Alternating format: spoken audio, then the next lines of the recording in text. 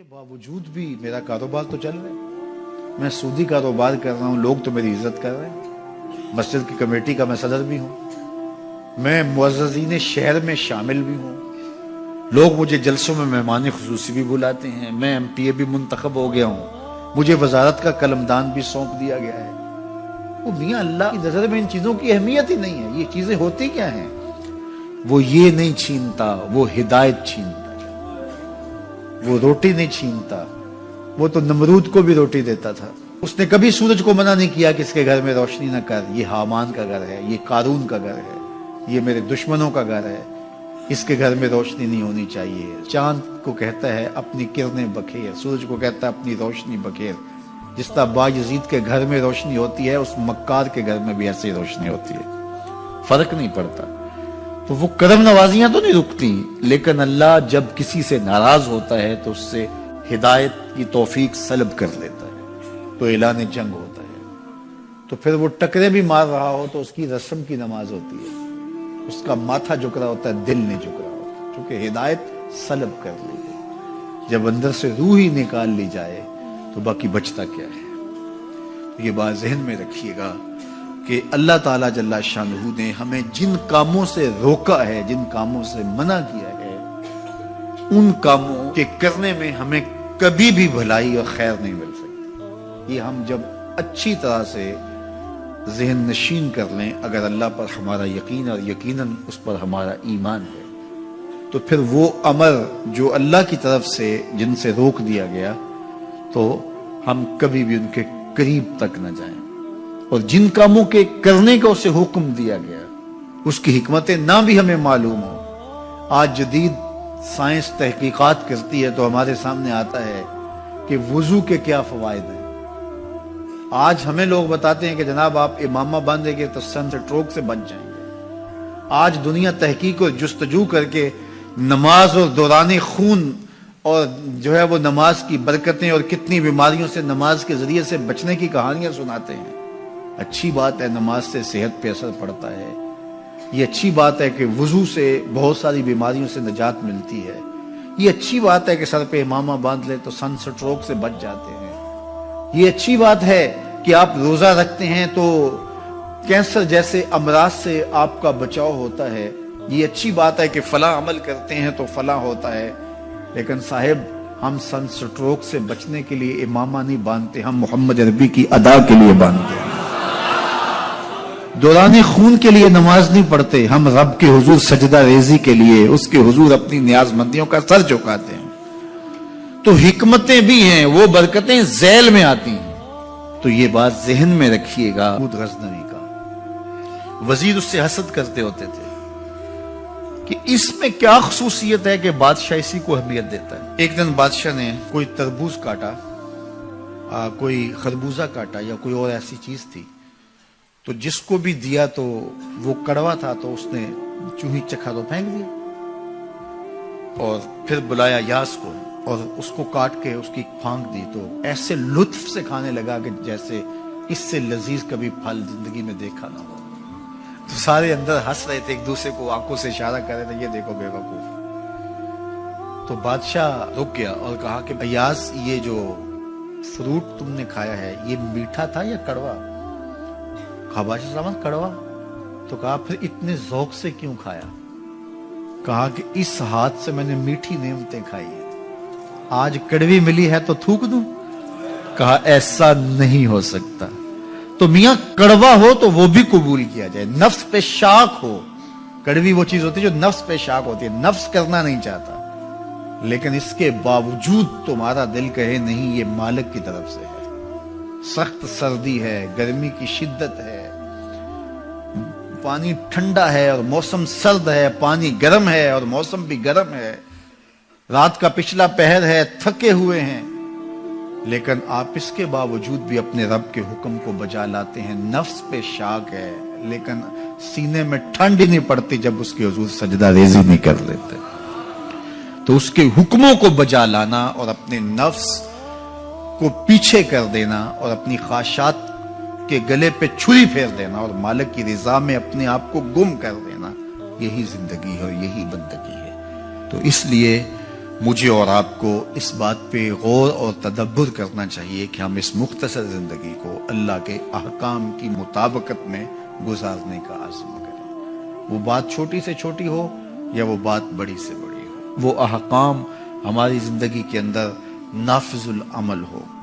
میں پھر وہ بات کہوں گا جو بار بار کہتا ہوں کہ میرے بزرگ ہم سے کہا کرتے تھے، یہ نہ ہو کہ لوگ تمہیں پوچھیں تم کون ہوتے ہو اور تمہیں بتانا پڑے کہ ہم مسلمان ہوتے ہیں۔ فرمایا کرتے تھے صاحب نہ کسی کو پوچھنا پڑے نہ تمہیں بتانا پڑے، تمہاری وضاحت، تمہارا طرز زندگی، تمہارا انداز معاشرت ایسا خوبصورت ہو، تم دور سے آ رہے ہو لوگ پہچان کے کہیں وہ دیکھو محمد عربی کا غلام آ رہا، تم شکل سے پہچانے جاؤ، تم کردار سے پہچانے جاؤ، تم وعدے سے پہچانے جاؤ۔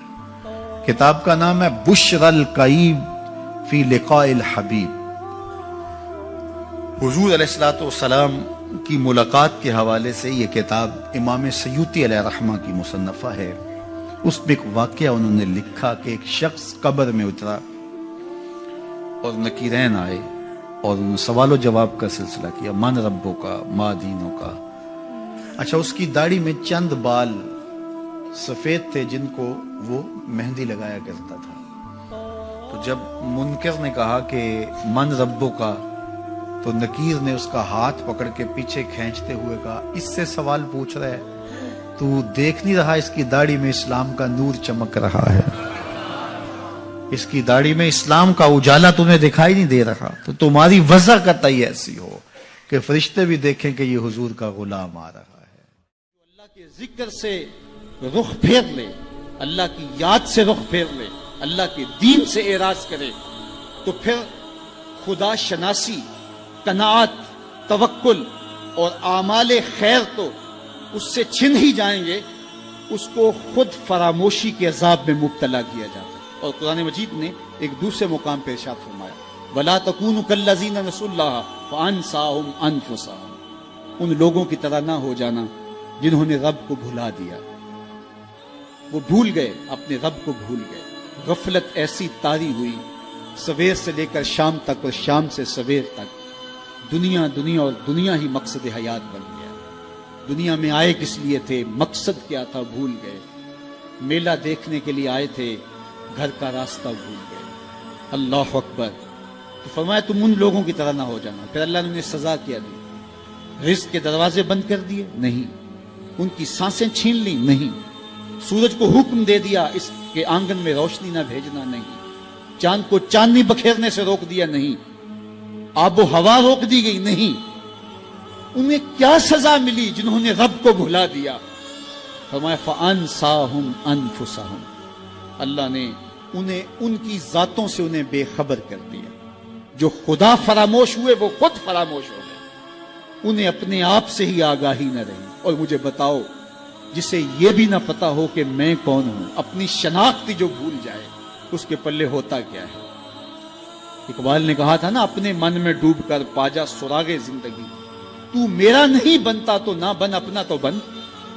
مجھے بتائیے، 6 فٹ کا جوان ہو، قدے راہ نہ رکھتا ہو، اس کی آنکھیں عقابی ہوں، ماتھا کشادہ ہو، رنگ چمک رہا ہو، ہونٹ گلابی ہوں، لیکن اس کی قمیض کے پیچھے گھر کا ایڈریس لکھا ہو کہ کسی کو ملے تو اس ایڈریس پہ پہنچا دے، تو آپ اس کا چہرہ دیکھ کے کہتے ہیں واہ کیا جوان رانا ہے، کیا اس کے ہونٹ گلابی ہیں، کیا نرگسی آنکھیں ہیں، کیا خوبصورت چہرہ ہے، کیا شمشاد قد ہے۔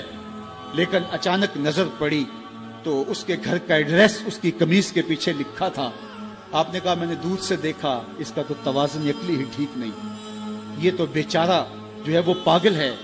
تو قد کاٹ ہونے کے باوجود گھر کا ایڈریس پیچھے لکھ دیا گیا، تو اب ہر کوئی سمجھتا ہے کہ یہ بیچارہ فہم و ادراک کے نور سے خالی ہے۔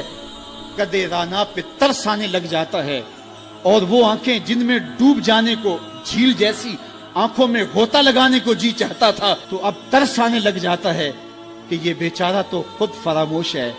اللہ فرماتا ہے جس نے رب کو بھلا دیا، تم یہ نہ دیکھو اس کے بنگلے کتنے ہیں، یہ نہ دیکھو اس کے پاس کوٹھیاں کتنی ہیں، یہ نہ دیکھو اس کی چمکتی ہوئی کتنی لمبی گاڑی ہے، یہ نہ دیکھو کہ عالی نسب ٹاؤن کے اندر اس کا گھر ہے، یہ نہ دیکھو اس کا بینک بیلنس کتنا ہے، ہاں یہ بھی نہ دیکھو اس کے پاس وزارت کا قلم دان ہے، یہ بھی نہ دیکھو کہ یہ وزارت عظمیٰ کی کرسی پہ بیٹھا ہوا ہے، یہ بھی نہ دیکھو کہ اقتدار کی مسند پہ جھولتا ہے، یہ بھی نہ دیکھا ہو کہ یہ ڈائس پہ کھڑے ہو کے نعرے لگاتا ہے، لوگ آگے سے جواب دے کے واہ واہ کے ڈونگرے برساتے ہیں۔ کہا اس کی قمیض کے پیچھے لکھا ہوا ایڈریس پڑھ لو، فَأَنْسَاهُمْ أَنفُسَهُمْ، یہ وہ شخص ہے کہ جو اپنا پتہ بھول چکا ہے، جسے پتہ ہی نہیں کہ میں کون ہوں، اس دنیا پہ آیا کیوں، جو آ کے بھول گیا ہے، اسے گھر کا رستہ ہی نہیں مل رہا اور یہ بھاگا پھر رہا ہے دنیا کے اندر۔ کیا بتائیں احباب، کیا کارنامائیاں کر گئے، بی اے کیا، نوکر ہوئے، پینشن ملی اور مر گئے، زندگی کا مقصد ہی نہیں ملا۔ کہا جو اس دنیا میں اندھا رہا کل قیامت کے دن بھی نابینا اٹھایا جائے گا۔